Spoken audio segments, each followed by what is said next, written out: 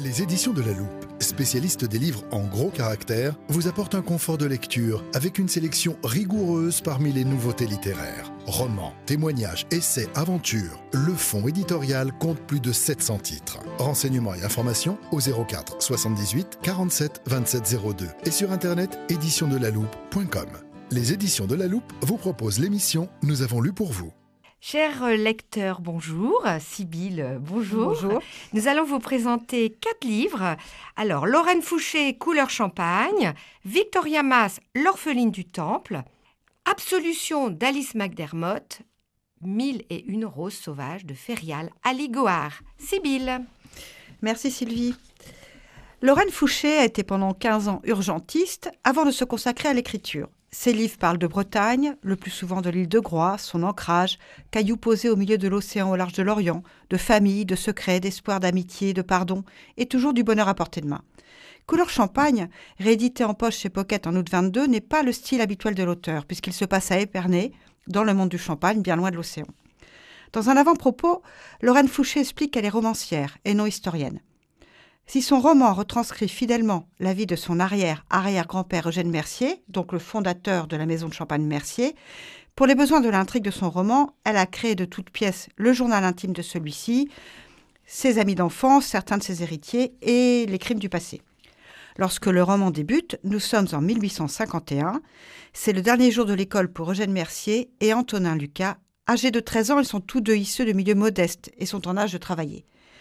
La mère d'Eugène est couturière, il est né de père inconnu, statut difficile pour lui qui lui vaut des réflexions désobligeantes. Eugène commence demain un travail chez Philippe Bourlon, un propriétaire viticulteur qui possède 15 hectares de vignes. Le père d'Antonin, lui, est compagnon tailleur de pierre.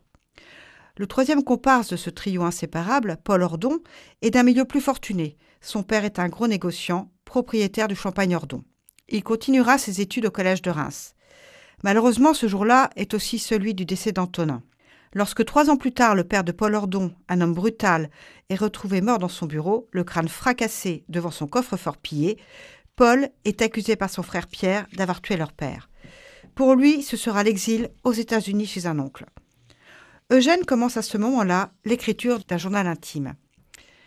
Eugène sait ce qu'il veut faire de sa vie. Il veut démocratiser le champagne, il veut que le vin des rois devienne le roi des vins et que ce produit de luxe ne soit plus uniquement réservé à l'élite, mais à la portée de tous. Très révolutionnaire comme projet. Il veut aussi innocenter son ami Paul et trouver le véritable assassin. En parallèle, nous suivons Marie Robertson aux États-Unis. En novembre 1937, elle a 7 ans et elle attend son père, un aéronaute réputé, appelé en France pour des conférences. Son père lui a promis de la faire monter pour la première fois dans la nacelle de son ballon. Elle l'attendra en vain, et ce n'est qu'en 1970 qu'elle aura de ses nouvelles. On l'a retrouvé mort dans une galerie des caves Mercier. Gros suspense. Les chapitres oscillent entre journal intime d'Eugène et quête de Mary. Entre biographie et enquête policière, ce livre extrêmement bien documenté raconte l'œuvre d'un jeune garçon parti de rien qui, grâce à son travail acharné et son innovation, fondera un empire, mais également tout un pan de l'histoire avec un grand H. Nous assistons au début de l'aviation, la guerre de 70, 2 expositions universelles, avec la création du foudre Mercier.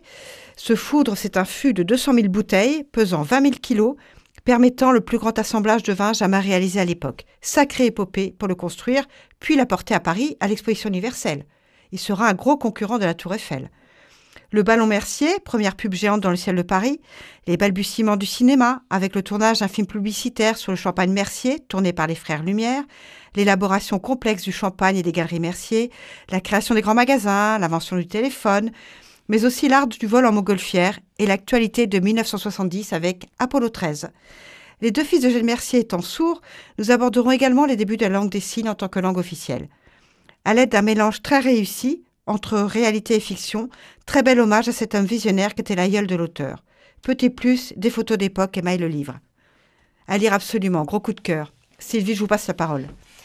Nous changeons de pays, de continent.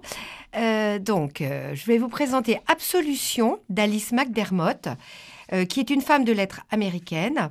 Le roman a été publié de la collection Quai Voltaire. Alors, l'histoire est racontée par Tricia, qui est une vieille dame vivant aux États-Unis. Mais le livre va se passer au début en 1963 à Saïgon, donc au Vietnam. Tricia est une jeune Américaine qui suit son mari, nommé au Vietnam. Il a 8 ans de plus qu'elle, est ingénieur. Elle, par contre, est d'origine modeste. C'est une jeune mariée. Elle va être une partenaire pour son mari, je cite. Et n'attend que de l'aider et de fonder une famille. Elle découvre avec nous le monde complètement déconnecté de ces jeunes femmes expatriées qui sont complètement loin de la réalité de ce qui se trame dans le pays du Vietnam. Et elle va rencontrer Charlène, qui va devenir sa nouvelle amie. Donc, il faut imaginer, elle est toute jeune, elle ne sait pas trop où elle va. Et elle va rencontrer donc Charlène, qui un peu la fascine. Celle-ci va l'entraîner dans ses œuvres de bienfaisance pour une léproserie et pour un service d'enfants qui viennent de la campagne et qui sont brûlés de façon très grave. On ne sait pas trop l'origine de ces brûlures et en fait, on ne parlait pas à l'époque du napalm. La vie de ces jeunes femmes alterne entre cocktails, jolies robes de soie et bonnes œuvres. Elles vont partir donc aider à droite et à gauche, se faisant accompagner de leur, entre guillemets, domestique vietnamienne. Donc, on va aller à la rencontre avec des médecins, des militaires. Elles ont plein de projets entre elles. Par exemple, elles vont décider de vendre des Barbies habillées en tenue traditionnelle vietnamienne et en soie blanche. Donc, vont distribuer des bonbons et des babioles. Tout est interdit. Leurs maris ne veulent pas qu'elles s'activent un peu de cette manière, mais elles y vont. Alors, je vous laisse découvrir ces rencontres avec des gens ordinaires et l'histoire et le chaos qui en va entraîner le retour au pays. C'est un livre qui aborde le Vietnam d'une autre manière puisque c'est vu par des femmes américaines.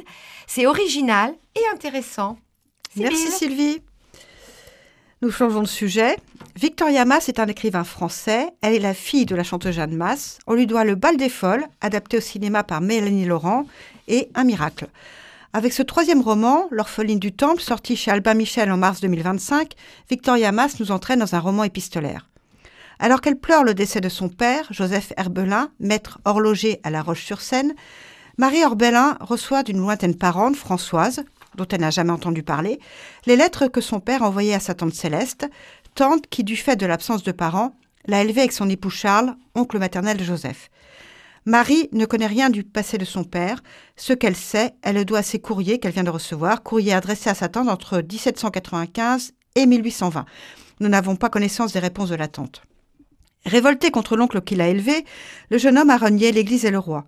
Au moment de la prise des Tuileries, alors qu'il fait partie de la garde nationale, il fraternise avec les émeutiers. Plus tard, lors de l'exécution du roi puis de la reine, il est également présent et se réjouit des têtes qui tombent dans le panier et sont brandies face à la foule.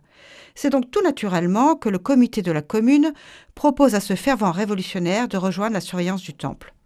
C'est la consécration pour le jeune homme de 19 ans qui, en février 1794, va pouvoir assister au trépas de la monarchie et à la déchéance des 2 enfants et de la sœur du roi, Madame Élisabeth.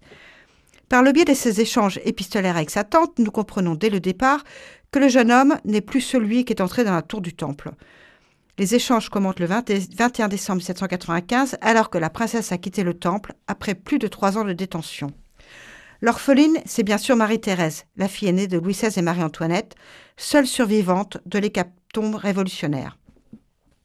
Joseph donc sera gardien du temple entre janvier 94 et décembre 95 et nous le voyons évoluer à travers ses écrits. Il décrit les conditions inhumaines de détention du jeune Louis XVII, isolé, tout seul, et de celles de la jeune fille et de sa tante qui avaient au moins la chance d'être réunies. Lorsque Madame Élisabeth, modèle de piété et de courage, sœur cadette de Louis XVI, est guillotinée le 10 mai 1794, c'est le dernier soutien familial des enfants qui disparaît. Comble de la cruauté, Marie-Thérèse, malgré ses demandes, sera tenue dans l'ignorance du sort réservé à sa mère et à sa tante. Malgré les humiliations répétées de ses geôliers, la jeune femme a assez de force et de courage pour garder une discipline quotidienne, tenir sa chambre exempte de poussière et une tenue soignée, bien que sa garde-robe soit des plus limitées. Il n'en est pas de même pour son frère qui, à 9 ans, n'a pas cette force de caractère et est laissé à pourrir dans ses immondices. Joseph obéit aux ordres donnés, avec peu d'état d'âme, espérant pouvoir bientôt quitter ce lieu sombre, abritant le malheur et la désolation. Mais la profonde solitude et la grandeur d'âme de Marie-Thérèse finissent par toucher Joseph, qui voit peu à peu son indifférence se transformer en un respect et une profonde affection pour la princesse qu'il idéalise. En ce qui concerne les gardiens, l'ambiance mortifère qui règne dans la tour est également néfaste. Ils se retrouvent prisonniers d'un rôle qu'ils doivent jouer en occultant toute humanité, au risque d'être accusés de bienveillance envers la royauté et de se retrouver sous la guillotine. Victoria Mass nous offre un court roman de 180 pages où la fiction et l'histoire se mêlent avec art et qui nous permet de suivre le destin de cette jeune femme qui sera exilée de son pays. J'ai été emportée par ce texte émouvant et fluide qui nous plonge dans l'atmosphère de cette prison au sein de la Révolution française. Je vous passe la parole, Sylvie. Quelle époque! Alors, changement brutal, puisque nous partons très très loin. Alors, 1001 roses sauvages de Ferial Ali Gohar, des éditions Paulsen. Alors, Ferial Ali Gohar est née à Lahore, au Pakistan. Elle est diplômée en sciences politiques, elle est réalisatrice de documentaires, autrice et elle enseigne le cinéma au Pakistan. Une très jolie image sur le livre, vous verrez. Alors, nous allons dans un petit village dans les montagnes de Karakoram. Alors, je vous prépare un petit topo parce que moi-même, je ne sais pas trop où c'était. C'est au nord du Pakistan, au nord de l'Inde et à l'ouest de la Chine. C'est une concentration de hauts sommets, dont le K2, 8611 mètres, et on va y recenser plus de glaciers de taille complètement incroyable. Certains font 75 km. Il y a 8 glaciers qui font plus de 50 km de longueur. Et donc, vous imaginez bien que c'est une réserve en eau douce, très importante pour les régions en aval et pour le fleuve Indus. C'est un coin absolument incroyable. Et donc, avec le réchauffement climatique, il se passe pas mal de choses. Et ça fait un peu peur à la population. Donc, ce livre, chaque chapitre va être introduit par une préface un petit peu poétique où les esprits de la nature commentent les actions des humains. Donc, on va avoir une alternance, un peu de poésie et puis le réel. Donc, le chef du village a la surprise de recevoir un blessé très grave, un inconnu, qui est trouvé par 2 cousins qui faisaient du bois, Nour et Assam. Moussa, donc ce chef, a 57 ans. C'est l'imposant chef du village. Je cite, 2 fils tombés au combat, plusieurs filles très belles, toutes mariées, sauf une, la plus jeune, la plus belle. Époux de 3 femmes, dont la plus jeune est encore plus belle que sa benjamine. Moussa est celui vers qui on se tourne dans les temps troublés, le sage, le décisionnaire. Ce n'est pas toujours très facile. Cette arrivée va entraîner une succession de problèmes, mais nous allons découvrir la vie dans ce village. La femme, dont le mari alcoolique n'a que des filles et qui est de nouveau enceinte. Problème. Celle qui est infirmière, donc je cite, une professionnelle de santé qui s'occupe des femmes et des enfants sur 5 villages, dont le mari soldat est sur un glacier à surveiller l'Inde et la Chine, à plus de 6000 mètres, dans un igloo. En effet, c'est une région stratégique. 2 soldats, des armes, des rations, du carburant et 3 chiens de montagne surveillent 65 km de no man's land, de neige, de glace et de vide. La SNIC, qui voit tout, qui est déficient intellectuel et qui s'invite de maison en maison et qui nous permet de découvrir le quotidien.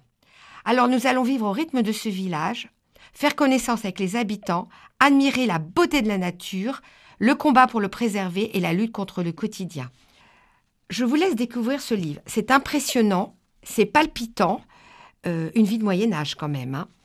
Bonne lecture! Bonne lecture! Les éditions de La Loupe vous ont présenté « Nous avons lu pour vous ».